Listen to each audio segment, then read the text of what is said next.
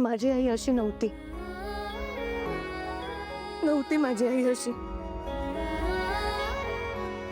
अशी नव्हती माझी. सोडा, तुझी आई अशी नव्हती. चल ना दाखवते. चल, जा बाहेर जाऊन विचार. अरे तुझी आई कशी होती मग कळेल तुला. लोक आता बोलत नाहीत आमच्याशी. जा म्हटलं ना, जा.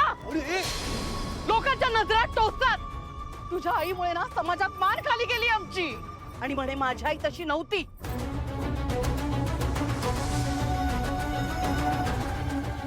जरा धीराने घे. हे वडील असतील तुझे, पण मी तुझी आई नाही.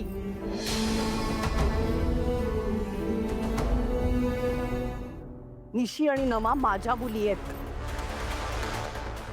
त्या हिच्या बहिणी आहेत. पण ती या घरातली किरकोळ वस्तू आहे. या घरातली किरकोळ वस्तू आहे ती. या घरात अशी खुर्ची आहे, सोफा आहे, सतरंजी आहे, हे पाय पुसणं आहे ना, अगदी तशीच किरकोळ वस्तू आहे तू आमच्यासाठी.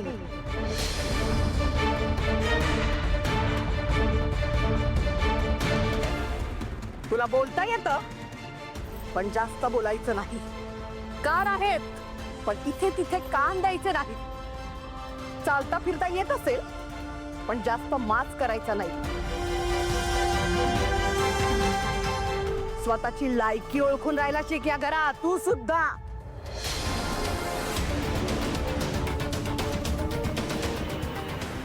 तू सुद्धा.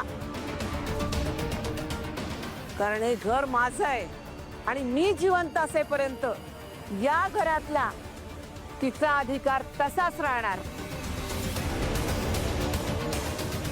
जसा तुझा आहे. तोही मी तुला दिला तर.